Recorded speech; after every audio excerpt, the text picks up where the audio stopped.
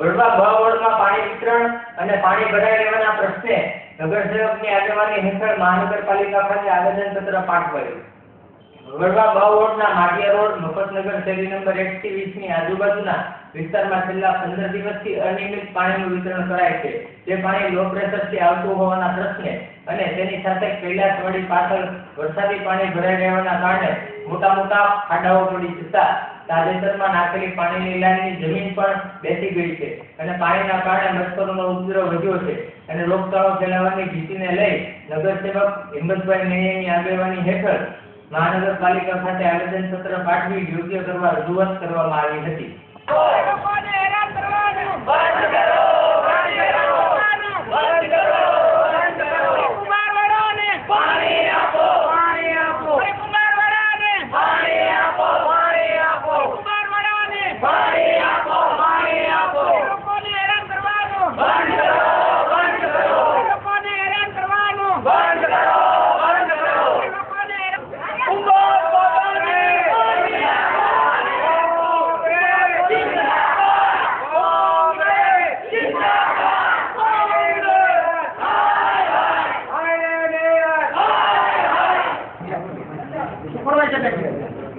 ભૂલો એના કોઈને કોઈ આક્ષેપ એવો નથી પણ વારંવાર ફરિયાદ સાહેબ આ બધું જોવો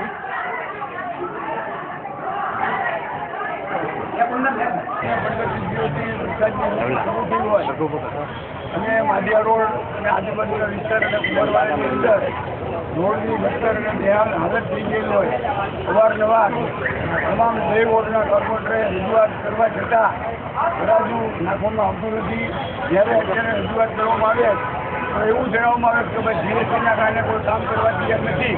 તો મારા સાથી કોર્પોરેટરમાં અગાઉ કીધું એમ જ્યારે કોઈ પદાધિકારીનો કાર્યક્રમ હોય, ધારાસભ્ય હોય કે બીજા કોઈ પદાધિકારીનો કાર્યક્રમ હોય તો રાતોરાત ફરાજુ નાખવામાં આવે છે અને ખરેખર જ્યારે પબ્લિકની જરૂરિયાત હોય તો ફરાજુ નાખવામાં આવતું નથી. તદુપરાંત છેલ્લા 1.5-2 મહિનાથી પાણીનો એટલો બધો વિકટ પ્રશ્ન છે કે એકને એક વાત અવારનવાર રજૂઆત કરવાથી હવે અમને લોકોને પણ શરમ આવે પણ આ તંત્રને એની કોઈ શરમ આવતી નથી.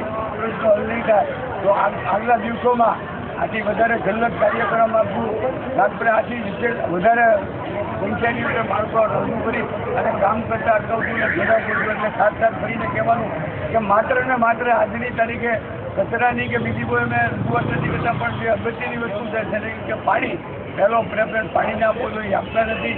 અને રોડની વાત થઈ એમ માત્ર આજે સિંચીની વાત થઈ એટલે આજે ડમ્પર નાખવા મળે એટલે એમ કે તેને બોલવાનું નહીં એવું નથી. ખરેખર આજે દેખાવ પૂરતા જ થયા છે. બાકીનો એરિયા જે બાકી છે એમાં વેલી કરી કરવું જોઈએ.